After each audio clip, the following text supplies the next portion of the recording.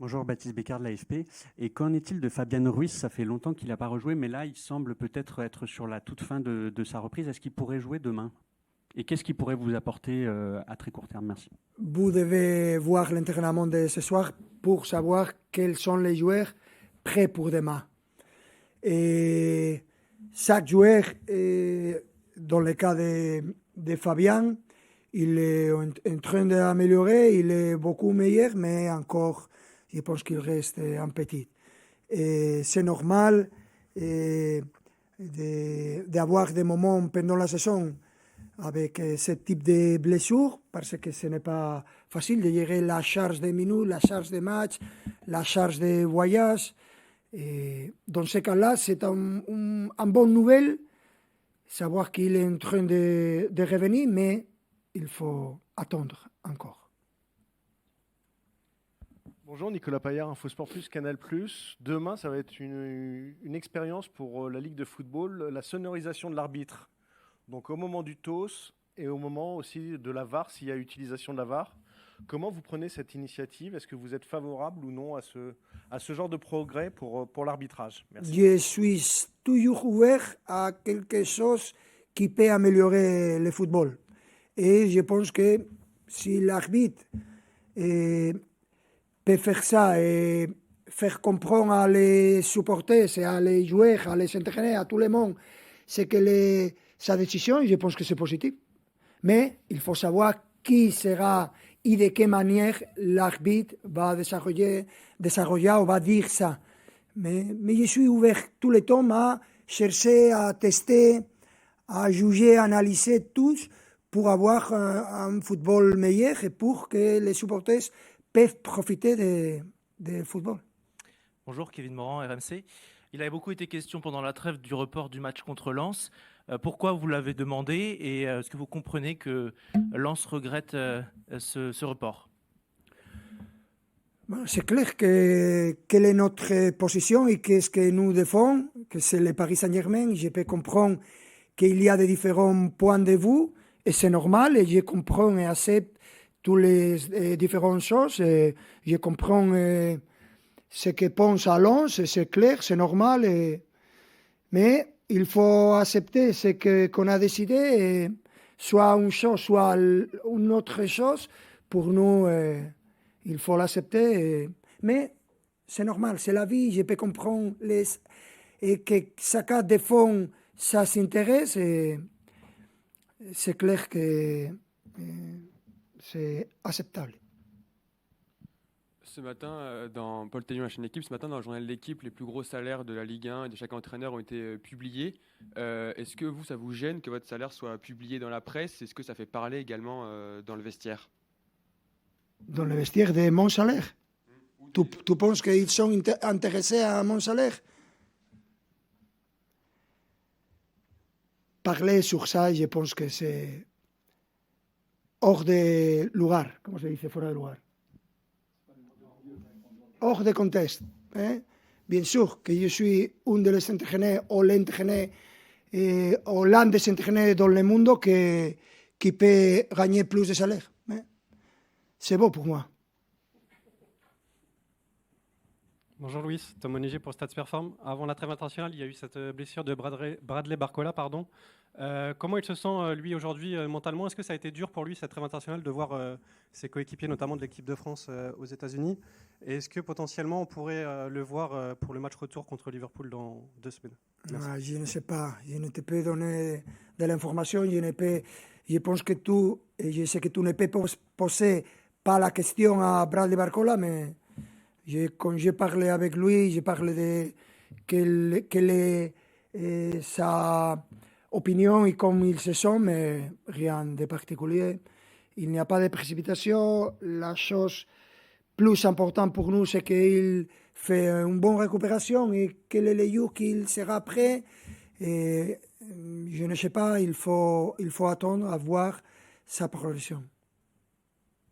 Bonjour Louise, Jean-Pierre Blimaud, la radio France Info. Quand vous retrouvez les internationaux qui reviennent de matchs du monde entier, est-ce que pour vous, psychologiquement aussi, c'est important de leur parler et de les remettre dans la perspective d'un championnat de France alors qu'ils viennent de disputer des matchs parfois pour la Coupe du Monde? Ce que je pense qu'ils sont très intelligents, ils savent clairement quel moment de la saison nous sommes.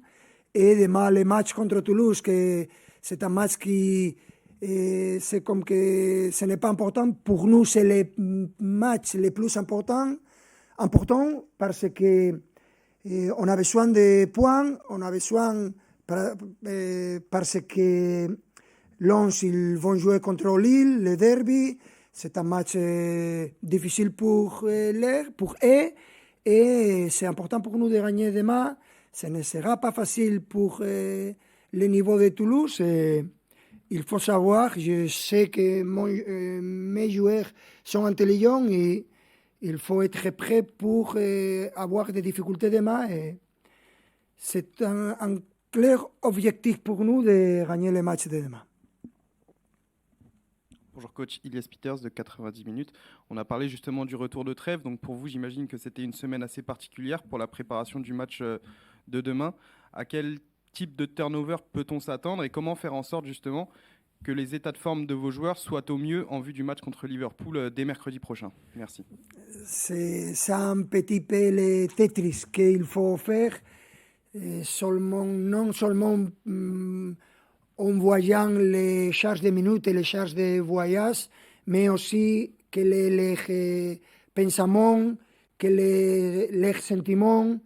Une fois nous avons cette information, faire les Tetris pour chercher à gagner les matchs de Toulouse et préparer les matchs, les joueurs pour les confrontations, les doubles confrontations contre Liverpool.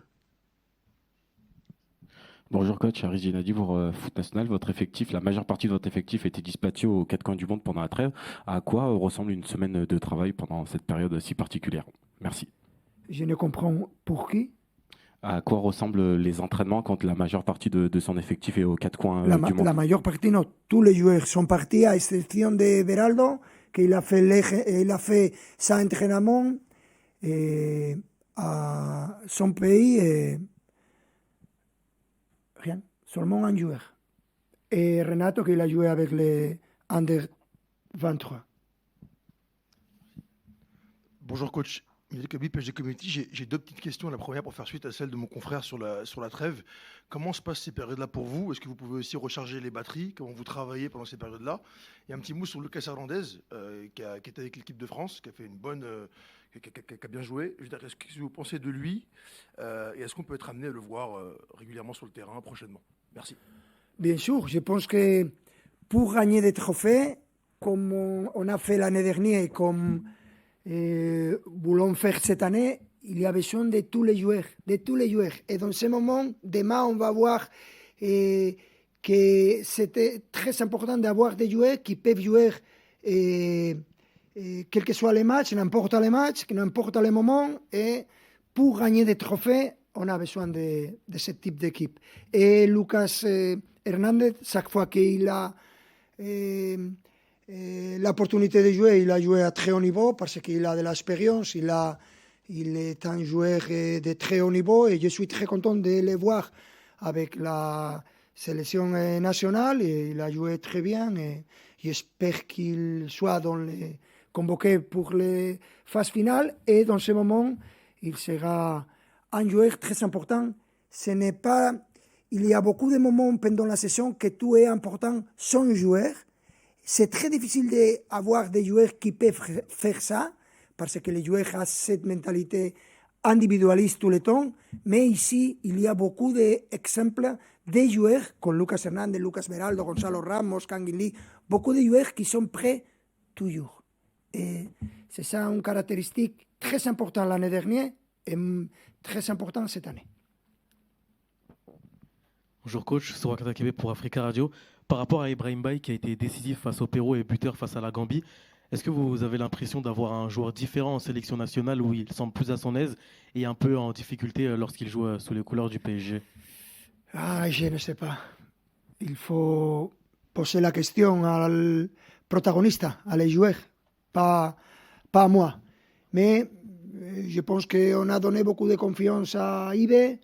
On reste avec cette confiance et Il y a des moments où tu es plus à l'âge avec la nationale, il y a des moments que tu es plus à l'âge avec ton équipe, mais ça ne change rien notre pensement sur lui. Et j'espère qu'il peut montrer sa qualité aussi à Paris. Luis, au dernier match, on a vu des rôles un peu différents pour Nuno Mendes et pour Beraldo. Est-ce que demain, ça peut être aussi l'occasion de les revoir dans ces conditions en vue de la Champions League, et ça peut vous offrir des solutions différentes pour ce choc face aux Reds? Merci. Bien sûr. Et je pense que c'est ma rêve. Ma rêve, c'est de trouver 20 joueurs qui peuvent jouer partout. Et pour ça, tu dois être généré par rapport à que normalement les joueurs, ils préfèrent de jouer dans une position. J'aimerais avoir 20 joueurs qui peuvent jouer partout. Nuno Mendes latéral, Nuno Mendes allié, Nuno Mendes numéro 9, Nuno Mendes Potova, Nuno Mendes moins gardien, qu'on a 3 de très haut niveau. Le reste des joueurs, pour moi, ça serait un rêve. Tu peux imaginer l'entraîneur adversaire, quand il voit l'alignation, il joue partout. Et c'est un rêve, je pense que ce sera très difficile à obtenir ça, mais je chercherai à travailler dans ce sens. Loïs, vous en avez parlé un petit peu de cette équipe de Toulouse que vous affrontez demain. C'est une équipe qui est pratiquement assurée du maintien. On se rappelle du match aller, ça avait été un match spectaculaire. Parlez-nous un petit peu de cette équipe, comment vous la jaugez? Merci. Ce que je peux dire, ce match a été marqué clairement pour Joao, qui a fait un hat-trick de très haut niveau. Et rien, je pense que Toulouse, ils sont en train de faire une très bonne saison.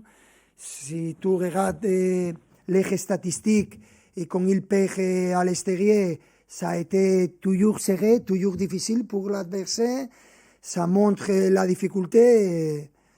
Et on sait de leur niveau, on sait la manière qu'ils sont de jouer, et comme ils défendent. Pas facile après la trêve. Ce sont des matchs toujours pièges. Et ce que nous voulons et ce que nous cherchons, c'est de contrôler les matchs et chercher à gagner les matchs parce que c'est le moment plus important de la saison et on a besoin de les 3 points. Merci. Vous ne voulez pas faire la question? Ok. Mais tu es en retard? Rien. Tu vas payer ou pas?